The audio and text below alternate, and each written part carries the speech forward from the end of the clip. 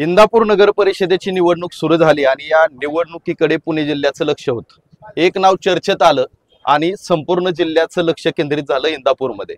माझ्याबरोबर आहेत भरतसेठ शहा।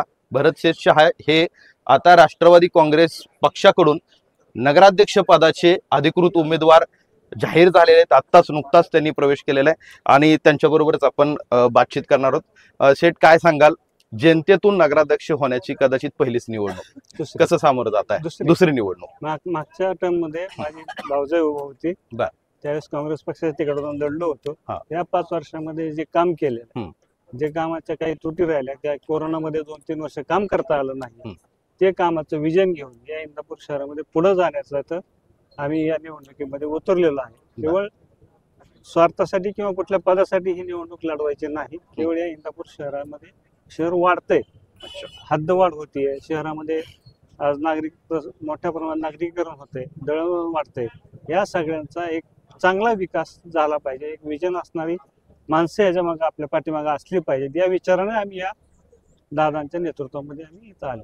भरतसेठ शहा निवडणूक लढणार आहेत म्हटल्यानंतर इंदापुरातल्या अनेक राजकीय घडामोडींची उलथापालथ झाली। स्वतः जिल्हाध्यक्षांनी पक्ष सोडला, तुम्ही स्वतः उमेदवार म्हणून इच्छुक होता का? कारण समोर म्हणजे आता प्रदीप गारटकर यांनी असा आरोप केला की समोर पैसेवाला उमेदवार पाहिजे असं दत्तात्रय भरणेंनी आवाहन केलं, त्याच्यामुळं स्थानिक जे कार्यकर्ते होते त्यांना डावललं गेलं, असा आरोप देखील त्यांच्याकडून करण्यात आला। हा पक्षाने कोणाला डावललं कोणाला नाही, हा त्या पक्षाचा प्रत्येकाचा वैयक्तिक प्रश्न आहे।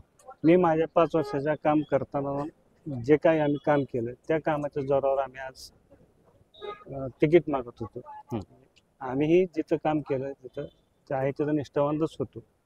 आणि आज या इंदापूर शहरामध्ये केवळ निष्ठावंत असून चालत नाही, तर त्याच्यामध्ये विजन असलं पाहिजे, नागरिकांची नाळ असलेली पाहिजे। या सगळ्या गोष्टींचा विचार करून आम्ही ह्या गोष्टीचा विचार केला होता आणि पक्षाने उमेदवारी कोणाला द्यायची हा पक्षाचा प्रश्न।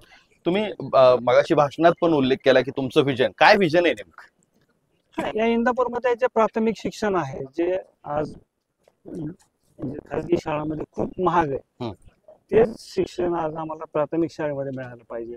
आज मेडिकल सुविधामध्ये खाजगी दवाखान्यामध्ये प्रचंड खर्च आहे, ते आम्हाला कमी खर्चामध्ये सरकारी हॉस्पिटलमध्ये आमच्याकडे कशा उपलब्ध होतील आणि या इंदापूर शहरातील जे रोजगार आहे, युवक आहे, त्यांना व्यवस्थित रोजगार मिळाला पाहिजे, त्यांना व्यवसायाच्या संधी उपलब्ध झाल्या पाहिजेत, यासाठी आमचं काम राहील। रस्ते, गटर, पाणी, वीज हे तर कायमस्वरूपी प्रश्न असतात, ते सोडवतच राहावं लागतात, ते चालूच असतात। परंतु हे करत असताना इंदापूर शहरामध्ये एक चांगल्या प्रकारचं सुसज्ज मार्केट असावं, एक चांगल्या प्रकारचं बागा असाव्यात, एक चांगल्या प्रकारचं योग भवन असावं, लोकांचं मानसिक संतुलन आरोग्य व्यवस्थित राहण्यासाठी ज्या गोष्टी आहेत, फिरण्यासाठी चांगली गार्डन असावी, मुलांना खेळण्यासाठी एखादी गोष्ट असावी, ह्या सगळ्या गोष्टींचा विचार करून आम्ही इंदापूर शहराचा डेव्हलपमेंटचा प्लॅन करतो।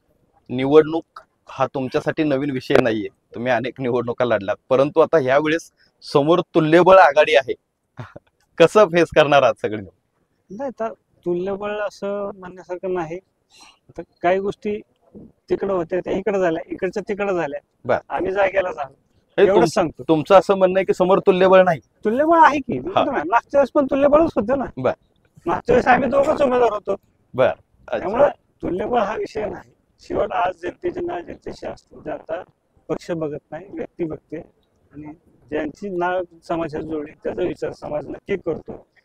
पक्ष हा 100% पाहिजे मागं, पक्षाचं मतदान असतं, पक्षाचं पाठबळ असतं, एखाद्या व्यक्तीला काम करत असताना ते 5 वर्षाला आम्हाला ज्या पक्षाचं त्या पक्षाने पण दिलेलं आहे, ते काय नाकारण्याची काही गोष्ट नाही। उपमुख्यमंत्री अजित पवार यांनी पक्षाचे अध्यक्ष म्हणून इंदापूरचा स्वतः आढावा घेतला, जिल्हाध्यक्षांना थांबवण्याचा प्रयत्न केला की नाही मला माहित नाही, परंतु आता त्यांनी सांगितलं की मी उद्या राजीनामा देतोय।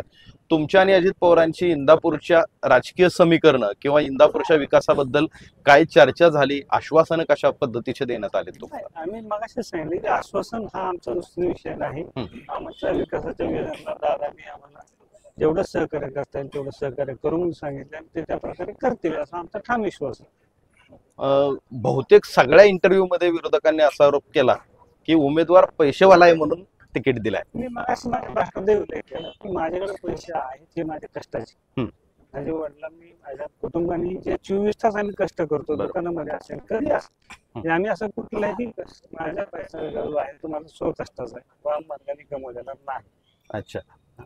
आणि जरी मी पैसेवाला असलो तरी इलेक्शन मध्ये मी पैशाचं म्हणजे इलेक्शन मध्ये किंवा लोकांशी वागताना कधीही पैशाचा मार्ग आमचा नसतो.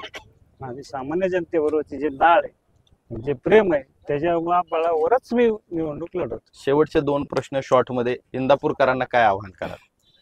इंदापूरकरांना एकच सांगेन की तुम्ही माझा 5 वर्षाचा जो अनुभव घेतलेला आहे स्वच्छ आणि सुंदर कारभाराचा तोच कारभार कंटिन्यू ठेवण्यासाठी त्यांनी माझ्या पाठीशी राहतील आणि त्यांनी राहावं असं आव्हान या निमित्ताने मी 100% करतो. गुलाल कोणाचे कार्यकर्ते खेळतील?